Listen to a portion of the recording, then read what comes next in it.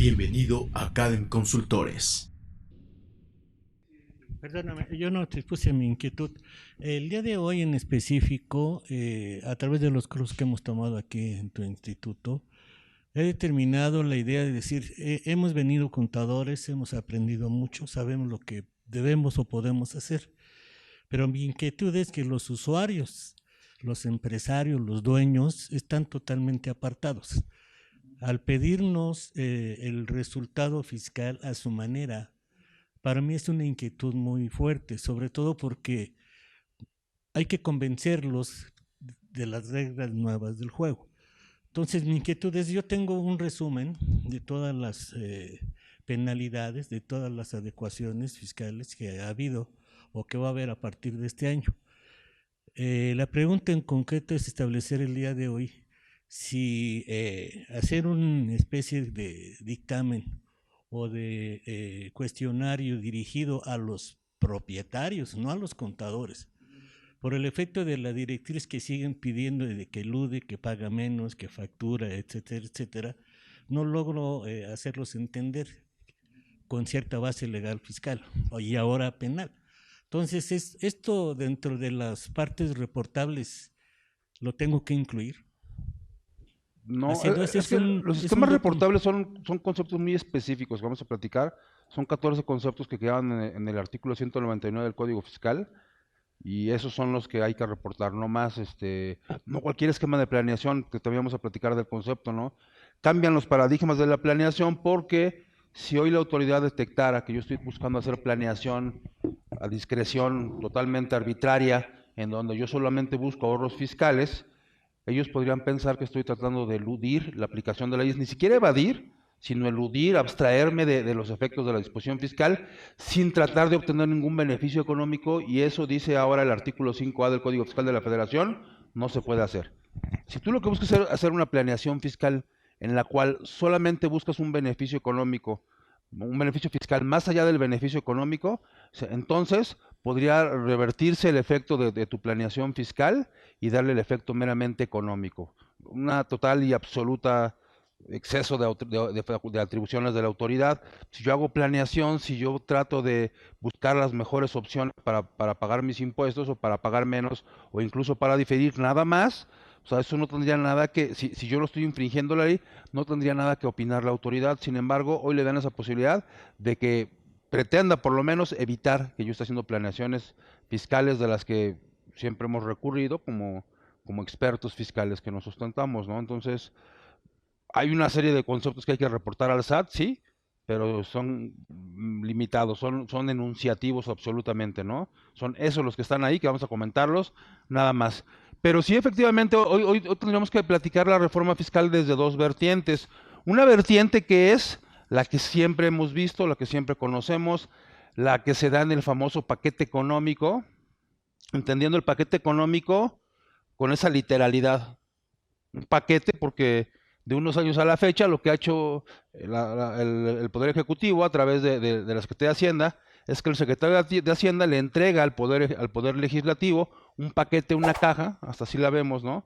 Y hoy la caja fue cafecita como del tono ese que están usando ahora para la cuarta transformación, ¿mandé? Como guinda, un color ahí medio raro, y se lo dan al Poder Legislativo para que entonces el Poder Legislativo, la Cámara de Diputados particularmente, se constituya en Cámara de Origen y dé inicio al proceso legislativo, pero realmente la iniciativa emana del Poder Ejecutivo, un paquete económico que comprende no nada más la reforma a la Ley de Ingresos y a todas las disposiciones fiscales, sino que también incluye los criterios generales de política económica, el presupuesto de egresos de la Federación, la ley de ingresos y la reforma fiscal. Eso es lo que contiene el famoso paquete económico. Ese es el que tradicionalmente estamos aquí analizando, estudiando, platicando con todos ustedes y que bueno, normalmente redunda y no llega más allá de nuevos esquemas de fiscalización a través del código, de cambios en la ley de renta, que aunque han dicho no vamos a aumentar los impuestos y no aumentaron, siguen siendo los tres federales que hemos tenido los últimos años desde 2014, renta, IVA y IEPS, son los únicos que tenemos al momento, pero se incorporan, por ejemplo, nuevos sujetos de recaudación, como son los usuarios de las plataformas digitales, que aunque parece dicen, vamos a grabar ahora a esos grandes corporativos internacionales que están generando riqueza, pues finalmente la carga se la están recargando al contribuyente nacional, no a las plataformas internacionales. Eso no es cierto, no captaron a nadie más, son los mismos. Si usas Netflix, si usas Uber, se lo van a trasladar al usuario final, no se le va a quedar al beneficiario de las plataformas fiscales. Entonces eso queda exactamente igual. Y eso es parte de lo que vamos a estudiar, pero decía, son dos vertientes. Una es esa, y la otra es que de muchos años a la fecha, la autoridad ha dicho que ha encontrado dos grandes males que afectan la recaudación en México. Uno, aquel fenómeno al que le han llamado venta de facturas, que lo vamos a platicar ampliamente, en donde dice que hay un amplio sector de contribuyentes que han recurrido a esquemas de evasión fiscal agresiva, sumamente agresiva, en donde se simulan operaciones que realmente nunca existieron y que entonces debemos de combatir. Sí, y el otro es el outsourcing o los esquemas abusivos de sustitución patronal, en donde entenderíamos que el outsourcing que tendría que estar prohibido es aquel outsourcing que simula relaciones laborales, que las afecta, que las merma, que precariza los salarios o el empleo en general, que merma los derechos de los trabajadores, y que entonces esos dos grandes enemigos de la recaudación van a ser combatidos.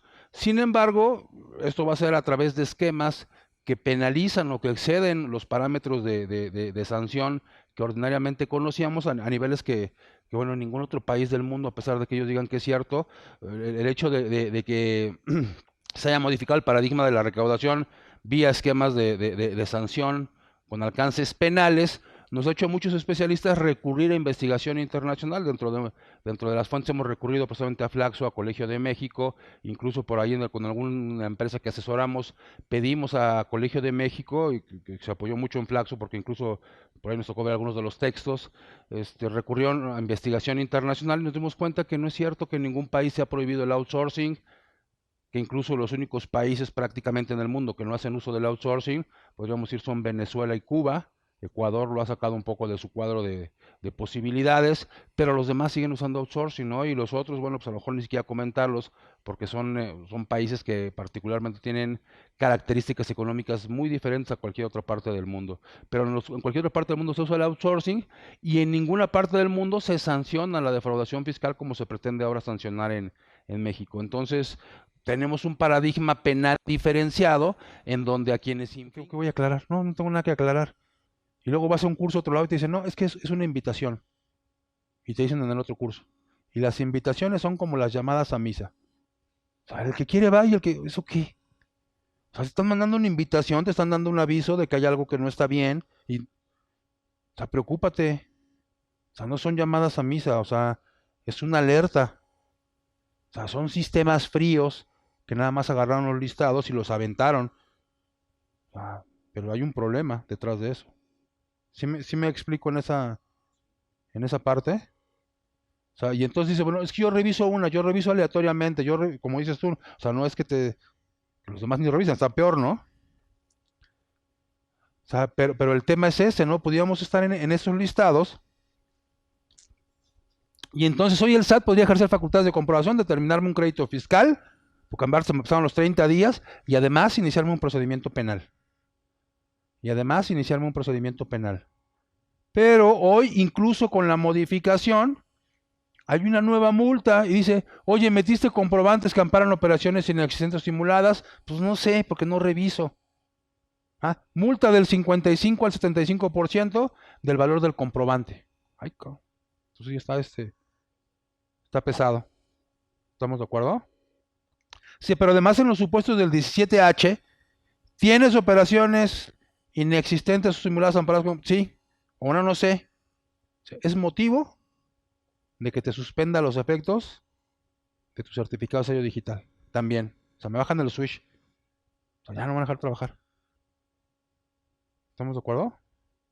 Sí, pero además, y esto para que lo empecemos a trabajar, poca gente le ha dado importancia al concepto. En el artículo 7º transitorio de disposiciones fiscales del Código Fiscal para 2020 dice, y si tienes esas operaciones, bueno, ya se te pasaron los 30 días, está bien. Ya no hay de que vengas a demostrarme, eso ya pasó. Tampoco hay de que me quede sentado esperando a ver si viene, o sea, sí puedo poner mi veladora y ojalá que nunca venga el SAT. O sea, si somos muy creyentes, eso no importa. O sea, de todos modos el SAT puede llegar, aunque tengamos veladoras o lo que sea, ojalá que no llegara. Pero como va a ser por un sistema, podría cancelarme mi certificado de sello digital. Pero como puede ser por un sistema, ahí le podríamos emitir hojas al Ministerio Público, pues voy a darles una visitadita, ¿no? Voy a darles una visitadita. Y la otra es que se dio en el artículo 7º transitorio un periodo de 90 días a partir de la entrada en vigor de la reforma, es decir, a partir del 1 de enero, para que corrijamos nuestra situación fiscal. Oye, quiere decir que todavía le puedo ir a comprobar, no, ese plazo ya se te pasó. Ese plazo ya se te pasó. Tienes un comprobante de una operación inexistente o simulada, corrígete. ¿Cómo me corrijo? Presento una complementaria y paga. ¿Y qué pago? 30 de renta y 16 de IVA. Más actualización y recargos. Y si me espero, te pueden multar del 55 al 75%. Te pueden cancelar el certificado de sello digital. Además, te pueden iniciar un procedimiento penal. Oye, es que son muchísimos comprobantes. Sí, son muchísimos comprobantes fiscales. Pero nadie te está diciendo que lo hagas a mano. ¿Sabes que no es a mano? O sea, ¿cómo creen que le está haciendo al SAT? Está automatizando. Hasta este SAT de esta cuarta transformación, está automatizando y está, no sé, medio pensando. Pero nosotros tenemos que automatizar. Oye, a ver, un programa que me descargue todos los comprobantes fiscal, 2014, 2015, 16, 17, 18, 19. Y un programa que también tenga esa bondad. Y ahora peíname todo. Contra listas. Peíname todo. ¿Sí me explicó? O contratamos un despacho que lo haga. Claro. Si ustedes son contadores, no es culpa suya. Si ustedes son contadores, no es una responsabilidad de ustedes. Platíquenselo al empresario. Díganle, así están las cosas. Yo lo puedo hacer, pero yo soy un CPT, ¿no? ¿Se acuerdan que era un CPT? No, es que ahora es cobro por todo. Si antes era un contador público titular, ahora es cobro por todo. No es cosa del contador.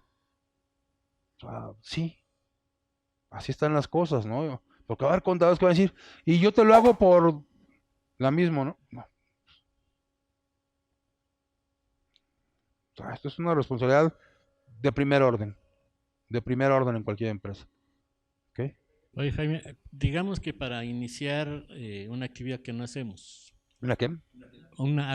que es la de revisión, ¿debo de arrancar de 5 años atrás o de 10 años atrás para efecto de Yo cubrirme diría esa desde que son electrónicas responsabilidad? obligatoriamente, ¿no? Desde 2014. O sea, no diría de los 5 años famosos, porque hay eventos de este tipo que podrían tener alcances penales que rompen con el parámetro de los 5 años.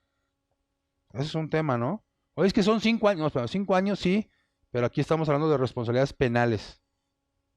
Y en responsabilidades penales, la comisión de un delito, o sea, los plazos podrían ir hasta 10 años. 10 años tampoco, porque no había comprobantes fiscales obligatorios todavía para todos los casos, ¿no? Pero, pero sí habría que empezar a pensar en ese tipo de circunstancias, ¿no? O sea, puede salir muy caro, muy, muy caro. Muy, muy caro. ¿Ok?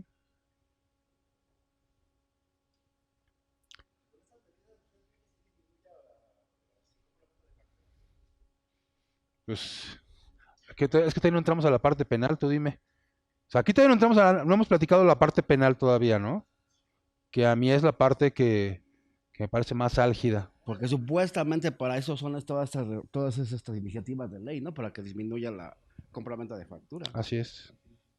Pero hay que ver si va a dar resultado o no. Mira, yo creo que el caso tiene que ser ejemplificativo, ¿no?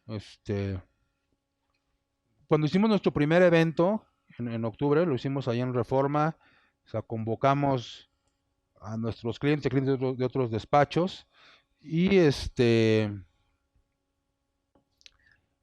y a partir de ahí que hemos tenido un montón de trabajo, se acercó mucha gente al despacho y oye, mira, tú me digas yo vengo a confesarte pues que sí hay veces que he pecado.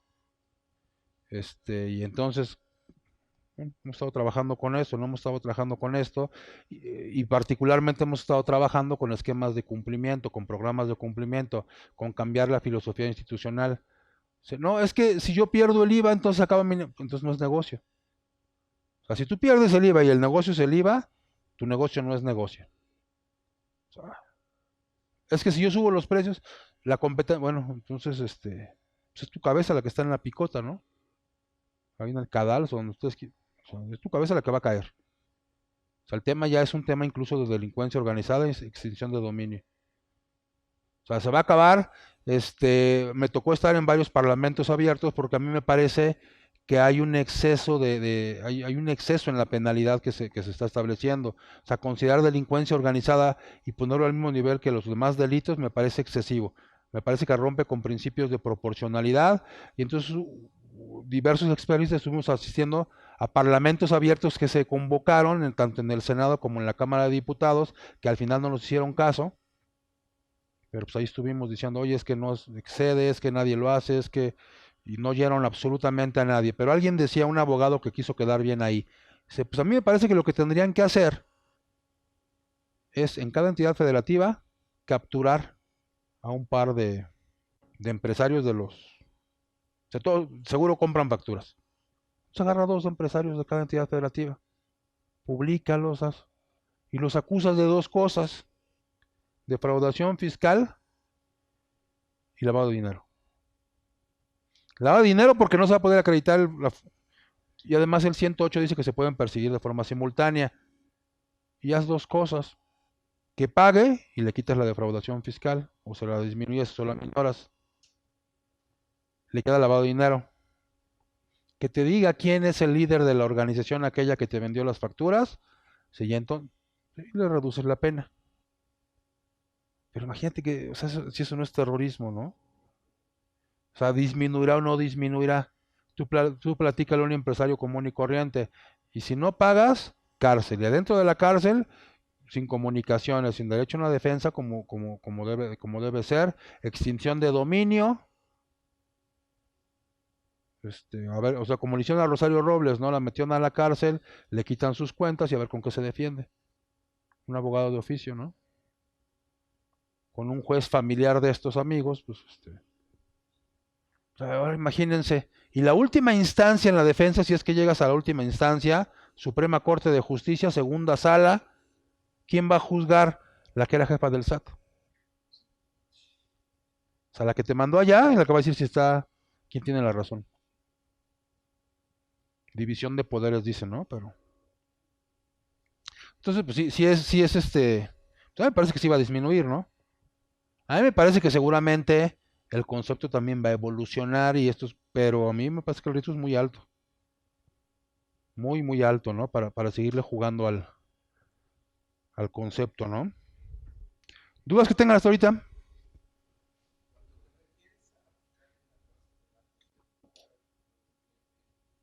A mis proveedores. A los proveedores. Más que a mis clientes, a mis proveedores. Mi Ok. preocupación debe estar en mis proveedores, porque ellos son los que me están generando deducciones que podrían ser inexistentes o simuladas. Claro, por un lado. Pero por otro lado, yo debo implementar mecanismos de control interno para las operaciones con mis clientes. Ese día nos pasaron muchas cosas, ¿no? Conocimos mucha gente que no conocíamos, con problemas muy diversos, pero particularmente me llama la atención uno que estamos atendiendo en la parte legal, ya no en la parte contable ni de asesoría, en la parte legal, porque es una empresa que se dedica a hacer servicios de promotoría. Entonces, por ejemplo, una campaña de una empresa de zapatos deportivos que maneja todos, o una empresa que vende productos alimenticios que maneja de todos, grandes empresas. Yo necesito demostradoras porque va a haber una quién sabe qué. ¿Cuántas quieres? Pues necesito 100. Vamos al instituto para devolverle al pueblo lo robado. Todo el mundo aplaudió, fuimos felices, ¿no? Y se vendió. Y ya, está para las medallas de los centroamericanos o para alguna otra cosa así rara, ¿no? ¿Sí me explico en esa parte? Ok. Dice, ¿por qué entonces mis inventarios no cuadran si ellos generan a La factura sí, pero no los sistemas de control de inventarios, ¿no? O sea, se genera el comprobante, pero después cómo alimentemos los sistemas es otra cosa, ¿no? O sea, si no cuadra el inventario, pues a lo mejor hasta tiene allí uñas amigas dentro de la oficina, ¿no? Entonces, quién sabe por qué no cuadran los inventarios. El CFDI será informativo, no será informativo. Es la base para alimentar los sistemas de información, pero no es que lo que diga el CFDI mágicamente se incorpore. Sí tendríamos que hacer algunas adiciones o implementar algunos procedimientos para que el CFDI se vea reflejado adecuadamente en los sistemas, más allá de los contables, en los administrativos que permiten controlar los inventarios. Entonces, bueno, hay toda una regulación, hay toda una modificación que tiende a establecer este nuevo paradigma. ¿Okay?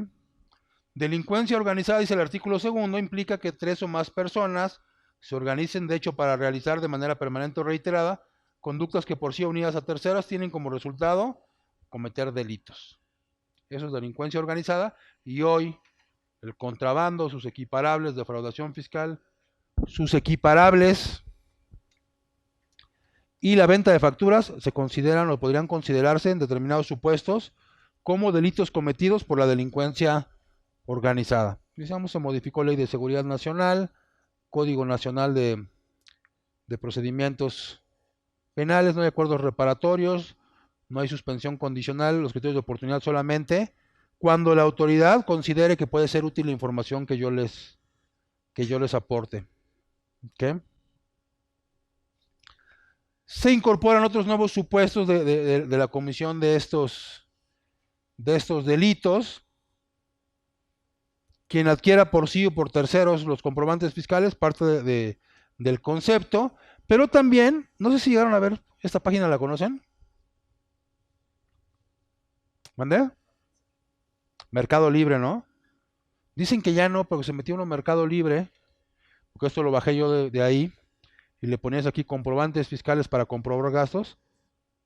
Ese venía a la lista.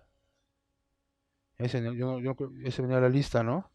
Pero hoy el Código Fiscal dice, quien permite o publica a través de cualquier medio la adquisición de la generación es parte también del problema. También se puede hacer acreedor una pena de 2 a 9 años de prisión y se puede perseguir de forma simultánea con el lavado de dinero. Decíamos, además, con modificaciones al Código Penal, se considera también ya un delito que pudieran cometer las personas morales. O sea, que ya no nada más se persigue a la persona física. Y de acuerdo al artículo 7º transitorio en su fracción primera, decíamos, si estamos ya inmersos en nuestros problemas, tenemos 90 días para solucionar, para corregir nuestra situación fiscal, lo cual tendría que ocurrir mediante la presentación de declaraciones complementarias.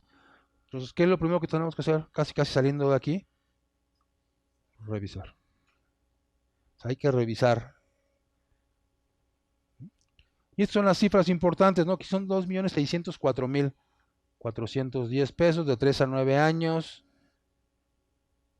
También tiene que ser un delito calificado. ¿Cuándo es calificado el delito? Cuando utilices documentos falsos, cuando omitas reiteradamente expedir el CFDI, cuando consignes datos falsos en tus declaraciones, cuando alteres la contabilidad, cuando no enteres retenciones, cuando hagas compensaciones de contribuciones que no son reales, o cuando acredites o apliques pérdidas que sean falsas. O sea, ahí se entiende que el delito es un delito calificado.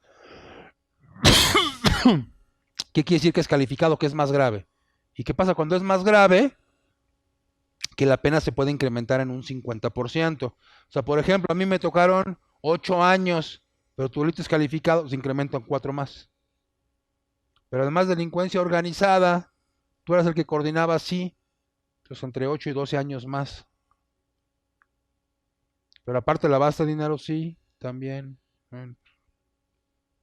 Se van sumando las penas. ¿No? Yo con 2 días te basta para conseguirte novio ahí adentro, ¿no? Pero imagínate cuántos años sale. Delincuencia organizada. Cuando sea por defraudación, venta o compra de comprobantes fiscales, el monto es 7.804.230. En el caso de los comprobantes, Si tú eres el que administrabas, coordinabas o supervisabas, de 8 y hasta 16 años. Y si tú eras de los otros, si nada más eras ahí el asistente, por ser miembro de la delincuencia organizada, entre 4 y 8 años adicionales al concepto. ¿Ok? Sí. Te escucho. Se incentive la recaudación fiscal con estas medidas. Yo creo que mucho, ¿no? O sea, yo creo que el impacto sí va a ser bastante. O sea, en términos reales, ¿quién de ustedes no conoce a alguien que haya comprado una factura? Nadie conoce. ¿Dónde? Sí conocen. Digo, no que sean ustedes, no, pero ¿quién no conoce a alguien que haya comprado una factura? O varias, o muchas, o impresionantemente muchas, ¿no? Oye, la otra pregunta, ¿esto va a incentivar, es el espíritu también o nada que ver, la inversión extranjera o justamente estas medidas desincentivan la inversión extranjera en México? Pues es que es una amenaza, ¿no? O sea, yo vengo a hacer negocios en México y yo vengo a trabajar de buena fe. ¿Y quién me asegura y quién me garantiza que mi contraparte actúa de buena fe en todas sus relaciones? Y entonces él desaparece o él vendió facturas y él aparece en los listados. Y entonces yo me puedo ubicar en estos supuestos. Oye, una operación que ya pagué, que pagué IVA, que acredité, que cobré, que yo cumpliendo con mis obligaciones perfectamente, y resulta que como consecuencia de la actuación de un tercero, que a mí ni me compete, yo me puedo ubicar hasta como parte de la delincuencia organizada, me pueden extinguir el dominio y o sea, las amenazas respecto del inversionista, pues yo creo que no funcionan así, ¿no? Porque además pueden ser meras presunciones, ¿no? O sea, pudieron ser meras presunciones, deficiencias de control interno, son instrumentos de extorsión para las autoridades, o sea, en términos reales, ¿no? O sea, hoy cuando vienen y te van a auditar, te amenazan. Ahora imagínate que te van a aumentar y dicen, pero además te puedo considerar como delincuente. Así que tú sabes si te arreglas o no te arreglas, ¿no? O sea, no estamos diciendo que lo vayan a hacer porque dijeron que desde el 1 de diciembre de 2018 ya no hay corrupción. Se acabó. Pero ¿qué tal si no se ha acabado toda? ¿Mandé? Que uno que era un conservador, por ejemplo. O que nos toque todavía un conservador en el gobierno. Que los demás ya no son corruptos, ¿no? Pero un conservador sí. Entonces, lo que quiera decir eso de conservadores, ¿no? Entonces, pues, sí, desincentiva la inversión, absolutamente, ¿no? Absolutamente. Y además hubo otra iniciativa. De hecho, hoy en la mañana todavía platicamos de esta iniciativa que no ha terminado porque sigue insistiendo, este señor que ustedes conocerán, que se llama Napoleón Gómez Urrutia, hizo una iniciativa que pretendía ser prima hermana de la que acabamos de ver. O sea, está la iniciativa en donde dijo, oye, y como aquellos dijeron que la venta de facturas es delincuencia organizada, a mí me parece que los que hacen outsourcing fraudulento también cometen delitos que atentan contra la seguridad nacional y que deben ser considerados como parte de la delincuencia organizada. El problema es que este señor, que anduvo en Canadá muchos años, y creo que no anduvo estudiando, ahora es legislador, senador de la República, con fuero, después de que son no sé cuántos manejos. El tema es que no es precisamente una persona que se dedique al estudio, pero dice, a mí me parece que los que hacen outsourcing atentan contra los derechos de los trabajadores, contra derechos humanos fundamentales, ¿sí? Entonces hay que considerarlos como parte de la delincuencia organizada. Y entonces reestructura la idea que hoy tenemos de subcontratación, que hoy está establecida en el artículo 15A de la Ley Federal del Trabajo, donde el artículo 15A dice que el trabajo en régimen de subcontratación es aquel en virtud del cual una persona que se llama contratista, que va a prestar obras, va a ejecutar obras o va a prestar servicios en favor de otro que se llama contratante con sus trabajadores. Es un patrón que se llama contratista, soy yo, con mis trabajadores, que son mis contadores, auxiliares contables, voy a ejecutar obras o voy a prestar servicios en favor de otra empresa, que se llama contratante, que es mi cliente. Yo tengo contadores, aquel no quiere contabilidad adentro de su empresa, entonces yo mando a los contadores, los pongo adentro de su empresa y que hagan la contabilidad, que calculen los impuestos adentro de su empresa. ¿Quién son los trabajadores? Míos. Eso es subcontratación. Oye, pero tienes que cumplir con 3 condiciones. ¿Cuáles son esas 3 condiciones? Primero, no puedes subcontratar a todos los trabajadores de aquella. Segundo, el trabajo tiene que ser especializado, son contadores, es especializado. Y tercero, no puedes subcontratar trabajadores que realicen funciones iguales o equivalentes a las que realizan los trabajadores del contratante. Es decir, si el contratante tuviera dentro contadores, yo no podría mandar contadores. ¿Por qué? Porque se entiende que él está especializado en ello. Si yo cumplo con esos 3 parámetros y no estoy simulando operaciones, entonces la subcontratación está debidamente implementada.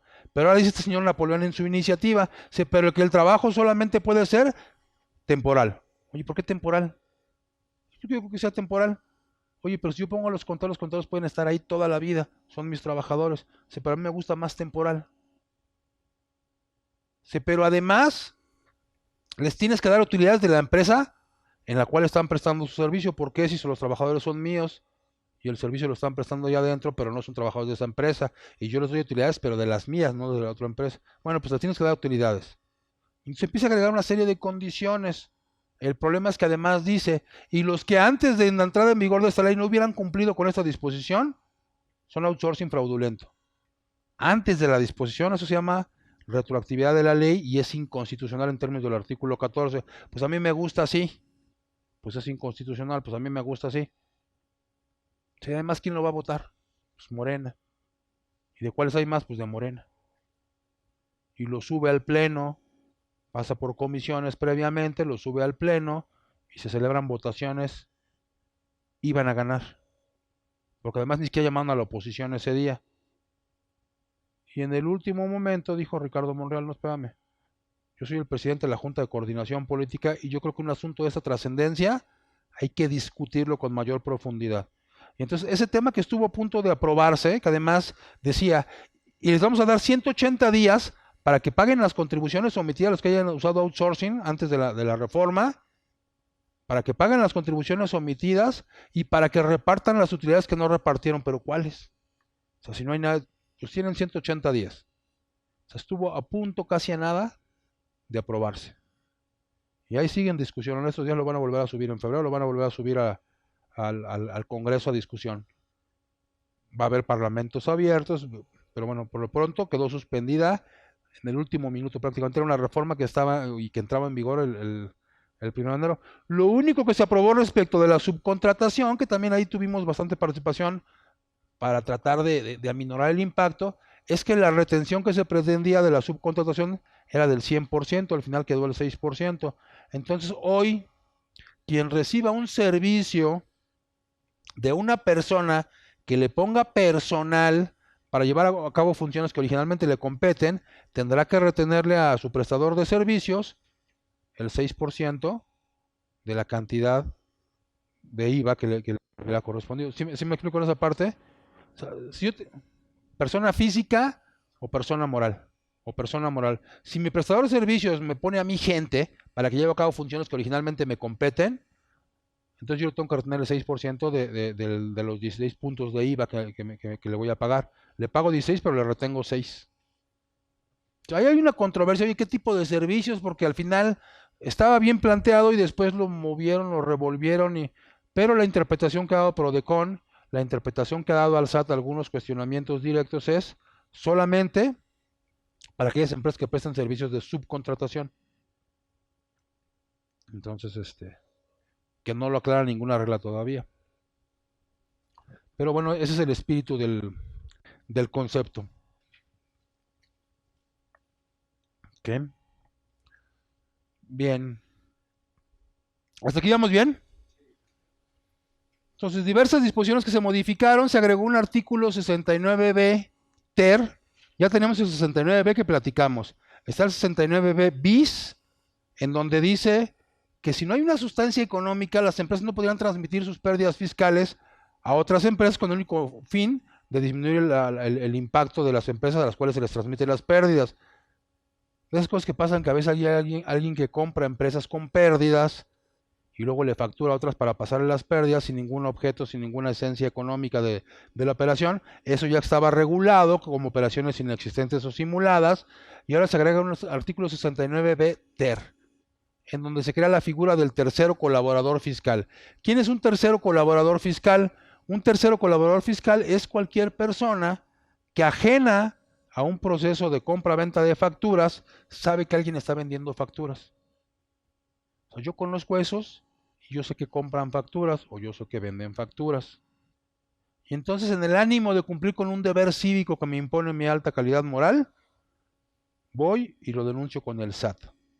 Ese es un tercero colaborador fiscal, que le han dicho delatores fiscales, soplones fiscales, chismosos, metiches, sapos, o como ustedes le quieran llamar. Ese es un tercero colaborador fiscal. ¿Cuál es el requisito? Que no participes tú en la operación. ¿Y qué vas a ganar?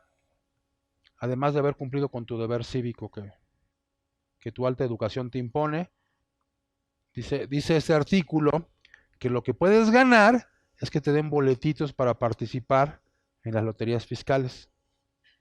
¿Sí? O sea, ya hay en resolución miscelánea un procedimiento para que esto se lleve a cabo, para que se implemente y para que la persona que proporciona la información después la ratifique. Pero es una herramienta ahí medio peligrosa, porque imagínense, si hay gente resentida de repente, ¿no? En la calle y en la vida. ¿Mandé? Un trabajador. ¿Mandé? Gente corrida, o ahí mismo adentro, ¿no? A veces. O hasta un supuesto amigo, un ex socio, donde llegó el SAT y dijo, oye, me voy a meter a ver si, me voy a meter a revisar a ver si cumples con las condiciones del 15A. Dijo, oye, ¿tienes todos los trabajadores subcontratados? Sí, ya rompiste la primera condición.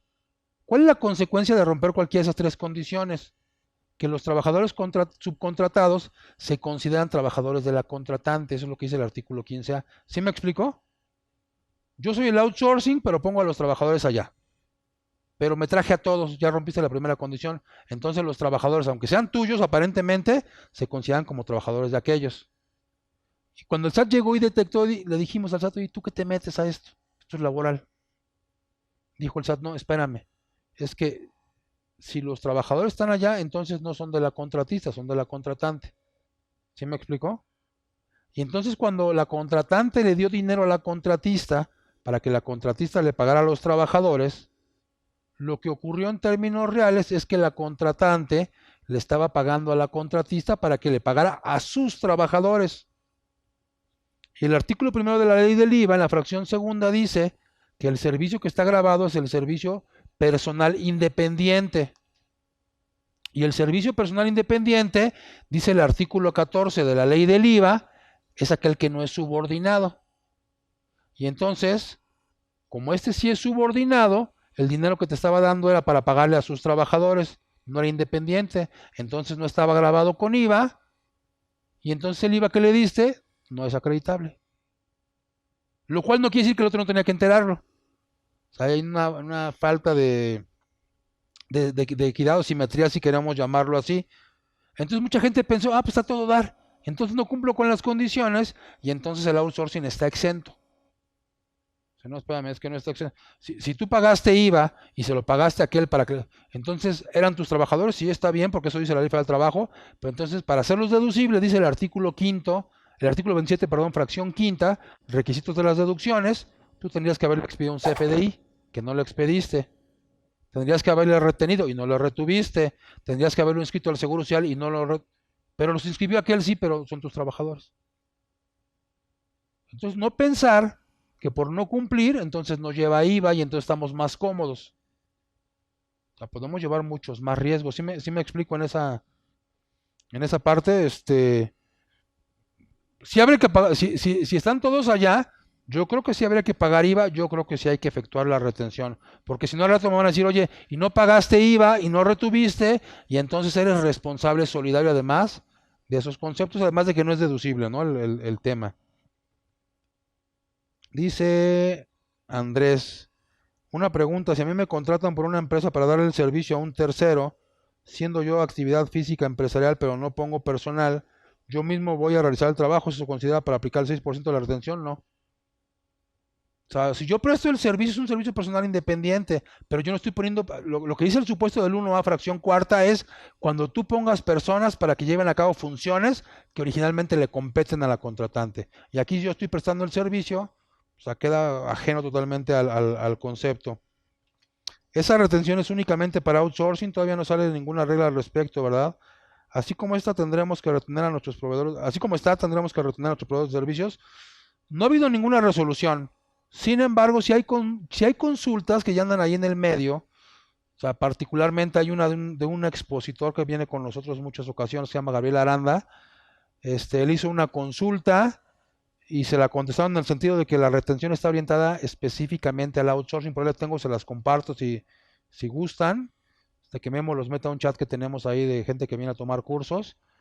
Y les comparto la consulta que hizo al SAT, y el SAT le contestó por escrito. Esto está expresamente orientado al SAT, lo cual no quiere decir que sea oficial.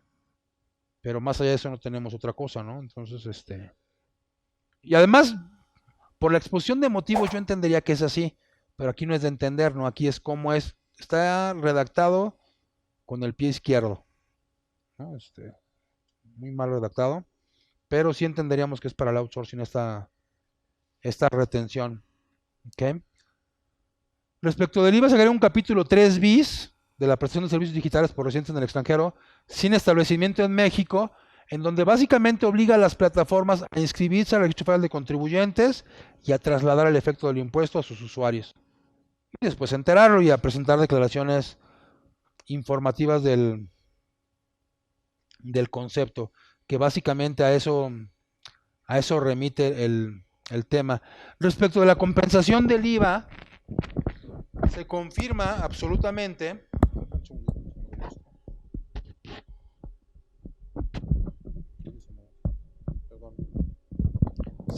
totalmente la desaparición de la compensación, que recordarán ustedes, el año pasado se había plasmado en la ley de ingreso en el artículo 25 en la fracción sexta, en 2 incisos. Se confirma total y absolutamente que el IVA es un impuesto que solamente se puede recuperar por 2 vías. O lo acreditas o pides devolución. Pero ya no se puede compensar ni contra otras contribuciones ni contra el IVA mismo en aquellas operaciones que hacíamos en la compensación en reversa, ¿no? O sea, ya no se puede compensar el IVA de ninguna manera, se confirma totalmente el tema. Tanto para efectos de arrendamiento,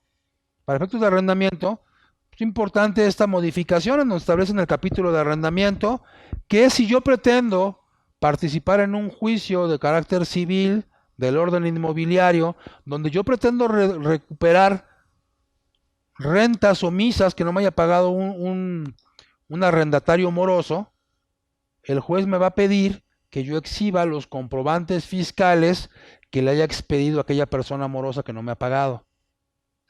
Entonces yo estoy rentando un bien inmueble, de eso que a veces pasa en la economía informal o subterránea. Y entonces, como no teníamos un contrato, o sí teniendo un contrato, pero diciéndole yo, pues págame en efectivo para que no te entere, para que no entere yo nada al fisco, para que el fisco ni se entere, y aquel me deja de pagar. Y entonces me voy a juicio para desalojo o para recuperación de las rentas vencidas. Si yo no exhibo los FDIs que le expedí a mi arrendatario, el juez va a llamar al SAT, y si no están pagadas las contribuciones correspondientes, yo no voy a poder ni cobrar las rentas ni desalojar a aquel que esté haciendo uso de mi bien inmueble. ¿Okay? ¿Dudas que tengan hasta aquí? Entonces, si nos damos cuenta, y como platicamos desde un principio, o sea, creo que hay medidas que debemos adoptar las empresas para abatir nuestros riesgos, no solo de carácter fiscal, porque hoy hablamos de riesgos de carácter fiscal, pero por ahí nos encontramos con una jurisprudencia reciente en donde dice que para acreditar o para darles solvencia o materialidad a mis operaciones, cuando yo exhiba un contrato y para acreditar que efectivamente el contrato tiene alcances frente a terceros, particularmente frente a la autoridad fiscal, tendría que estar ratificado ante un notario, o no ratificado, por lo menos haberse celebrado ante la fe de un notario público, de tal forma que el notario público diera fe y fecha cierta a la celebración de la operación. Entonces tenemos que adoptar medidas de carácter fiscal, esta revisión que hemos estado platicando, políticas, procedimientos, medidas de carácter mercantil, para la celebración de actas, las famosas asambleas que año con año tendríamos que estar celebrando y normalmente no hacemos, de carácter laboral, porque hoy también hay riesgos penales de carácter laboral. O sea, viene un cambio de paradigma también en el manejo de las relaciones laborales, la famosa norma 35, lavado de dinero, aspectos de carácter civil, como esto que acabamos de platicar de los arrendamientos. Entonces, esto obliga a las empresas, sí. Dentro de esa, respecto de esa jurisprudencia que mencionas de la fecha cierta, ¿qué pasa con los contratos que celebraste anteriormente? Por ejemplo, los contratos de trabajo que ahorita estás mencionando, los contratos de arrendamiento de duración de 5 o 10 años, los contratos por prestación de servicios por tiempo indefinido, todos esos los tendrías que protocolizar o Si no actualizar, protocolizar, o tener celebrar que ante la hacer fe de un ¿no? notario público, de un fedatario público, que puede ser un notario, puede ser un corredor público. Aquí el tema es que hoy que tendrá mayor importancia el tema de la extinción de dominio, los conceptos de orden fiscal. Hoy es que firmamos un contrato y por eso le pagué y sí, bueno, ¿y cuándo firmamos el contrato? No, lo firmamos hace 2 años. Sí, pero todavía viene la tinta fresca, ¿no? Entonces, ¿cómo certificamos que efectivamente la fecha en que celebró la operación fue la fecha que está plasmada en tu contrato? Entonces hay una jurisprudencia en donde dice que para que tenga valor frente a terceros, sí, de acuerdo, la voluntad se manifestó entre las partes, pero para darle valor frente a terceros tendría que haberse celebrado ante la fe de un fedatario público. A eso va la jurisprudencia. Oye, pero la jurisprudencia es ahorita. Sí, pero la jurisprudencia no es... Jurisprudencia significa la interpretación auténtica de la ley, lo cual significa que la ley siempre dijo eso. No a partir de la emisión de la jurisprudencia, sino siempre. Entonces, precisamente en un esquema de revisión, en un esquema de cumplimiento y de orden, o sea, tendríamos que remitirnos a diversos aspectos de la empresa, ¿no? A la parte financiera, contable, fiscal. Estás presentando tu información al SAT, la información financiera, y además la estás haciendo conforme a normas de información financiera, cumples con los requerimientos del Código Fiscal de la Federación, tanto del 28 del Código como el 33 del reglamento, y después tendrías que remitirte a la parte mercantil, celebras actos de asamblea, se ratifican o no, coinciden con tus estados financieros, aprueban los estados financieros, lavado de dinero, la parte laboral. O sea, hay que hacer una revisión total y absoluta de todas aquellas áreas de carácter legal que hoy tienen implicaciones y alcances fiscales. El concepto tiene que ser muy, muy amplio, ¿no? O sea, hoy incluso para los contadores que dicen, bueno, es que está muy castigado el sector contable, creo que se abren nuevas oportunidades para generar nuevos servicios. Hay cosas que yo no hago. Bueno, pues entonces tendremos que buscar alianzas con gente que sí lo haga o con gente que sí lo sepa hacer, ¿no? Que es precisamente la idea y el concepto, ¿no? Sí.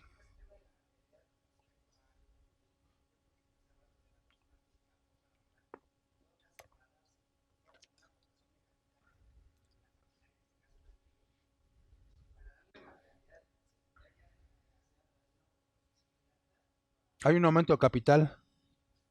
Hay un aumento de capital. Así es.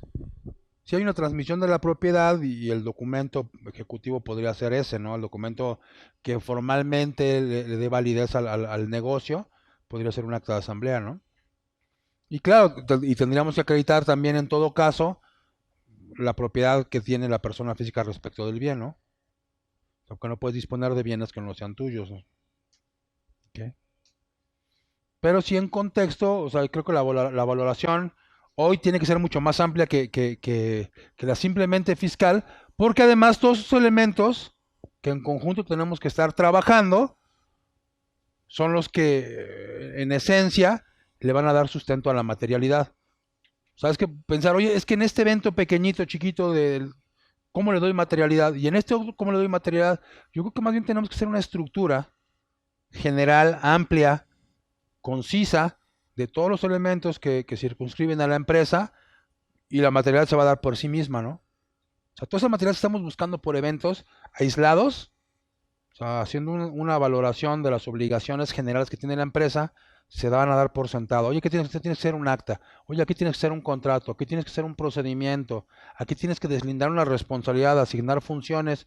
O sea, eso en conjunto se tiene que ir dando de manera integral, ¿no? Que es en lo que tenemos que estar trabajando, ¿no?